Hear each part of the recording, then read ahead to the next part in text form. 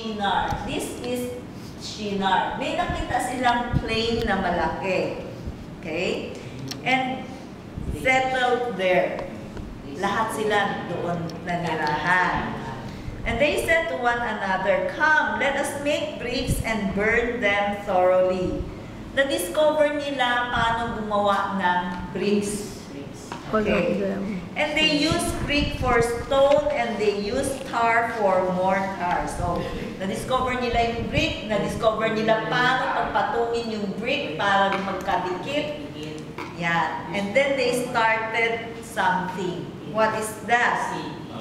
Verse 4. They said, "Come, let us build for ourselves a city and a tower whose top will reach into heaven. And let us make for ourselves a name. Otherwise, we will be scattered abroad over the face of the whole earth." What is wrong about this statement? Make ourselves a name. Okay. Make ourselves a name, di ba? Okay. There's arrogance. They are challenging the authority of God. They wanted to build a monument for themselves, for their own abilities. Di ba? Parang mayaman sila kasi na-discover nila paano gumawa ng brick. And from brick, alam nila, they can build high buildings. Si Shem, Japheth, and Ham. Lahat sila magkakasama pa noon. Okay? Hindi pa sila naghihiwalay. So marami na sila. They were many already. And now, they said, let us make, ang dami natin di ba? So let us make a city. Okay, you build a city. But what does God want them to do actually? God wants them to fill the earth. Di ba? To fill the earth. What does fill the earth means? To scatter. Yes, you have to spread out. You have to scatter to different places and fill the earth. You multiply, you live there, and then yung lahat ng earth mapupuno nyo. But they don't want to be separated. Gusto nila sama-sama sila. Sabi nila, let us make for ourselves a name. Otherwise, kung hindi, we will be scattered abroad. Ayaw nila mag-iwa-hiwalay. So that is against God's command. Diba? God's command is for them to fill the earth, to go to different places, to scatter, and then multiply. Okay? Walang close family ties. So now, verse 5. What did the Lord do? The Lord came down to see the city and the tower which the sons of men had built. And the Lord said, "Behold," sino yung kausap ni Lord dito? "Behold, they are one people and they all have the same language." Who is God talking to? The Trinity. Yes, the Trinity. Remember in Genesis 1 verse 26, God also said, "Let us make man in our image." So when God is talking, He is always talking to Jesus Christ and Holy Spirit. So yes. So in this verse 6, God said, "Behold," He's talking to Jesus and Holy Spirit, and He said, "They are one people and they all have the same language." And this is what they began to do. And now nothing which they purpose to do will be impossible for them. Meaning they will become very proud. They will plan against God and defy God's authority. Diba? United Yes. So what did God say? "Come, let us go down and there confuse their language so that they will not understand one another's speech."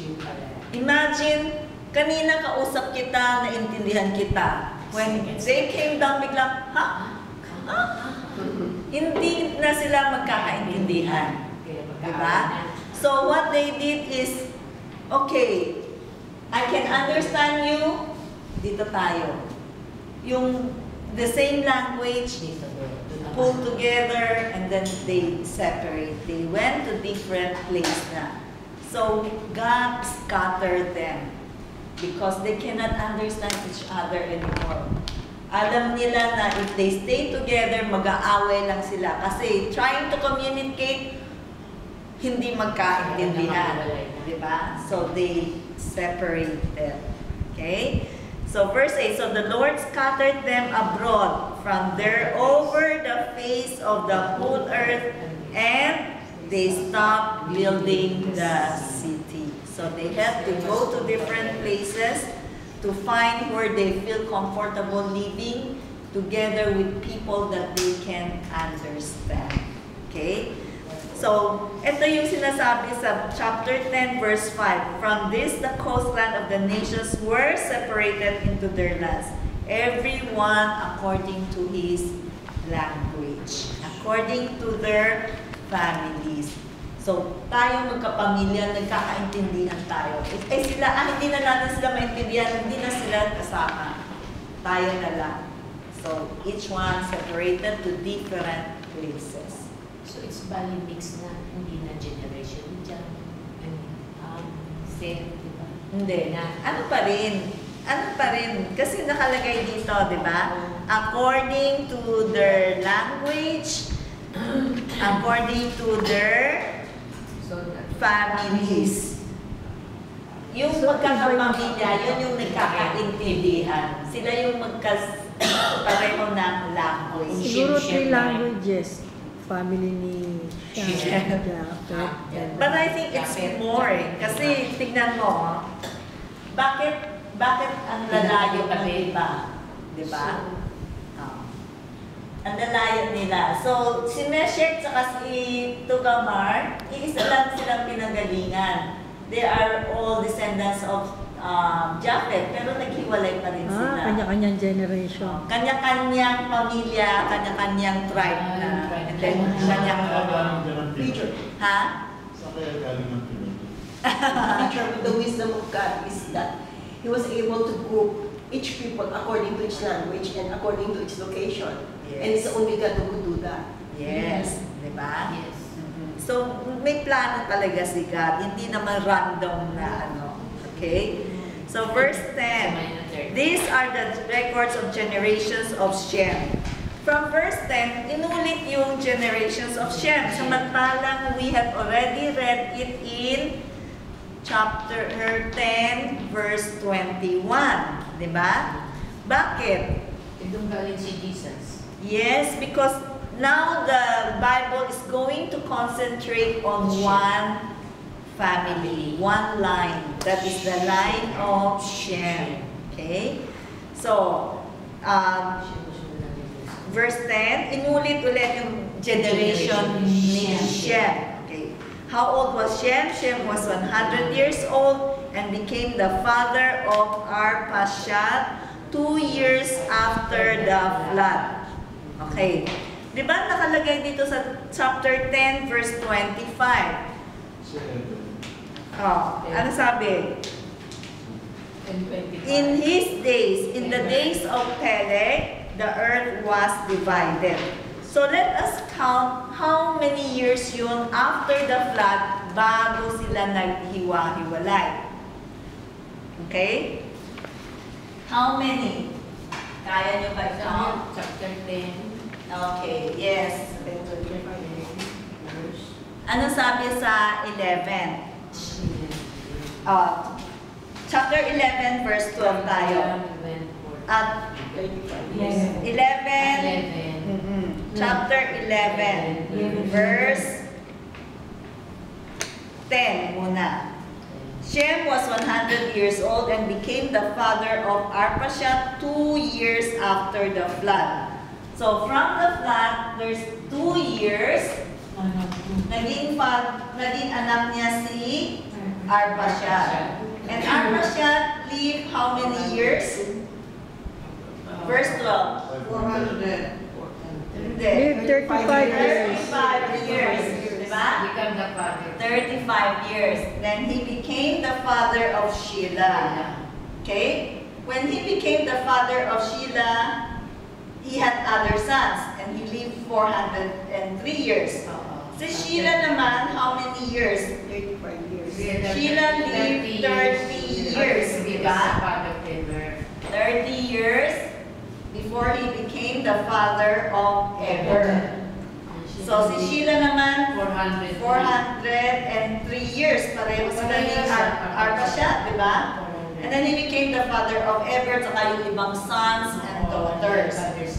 Si Eber naman, how old was he? 34. When he became the father of Peleg. Oh. 430 pa. And lived 430 years. Haba-haba buhay. Became the father of Peleg. Sabi dito, in his days, the earth was divided. So, eto na.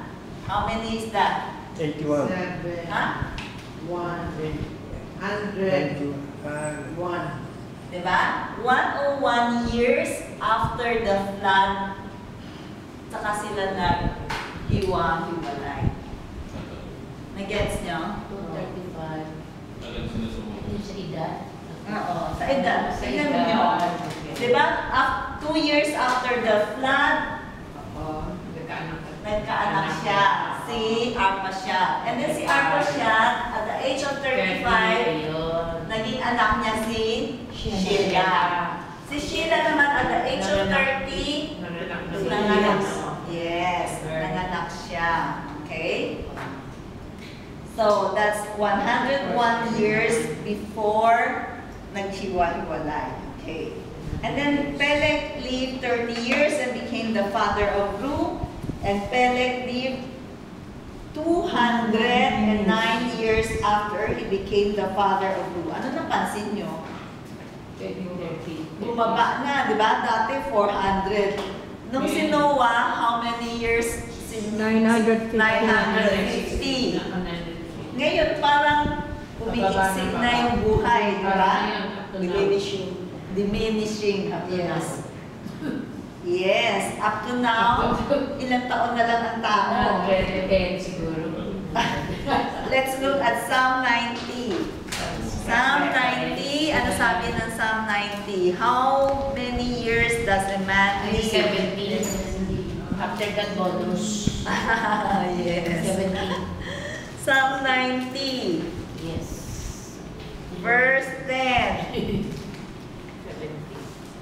If you have your Bible, Psalm 90, verse 10. They contain 7 years. As for the days of our life, they contain 70 years. Or if due to strength, 80 years. So yun na yung length Pag ng marami namamatay nila buhay.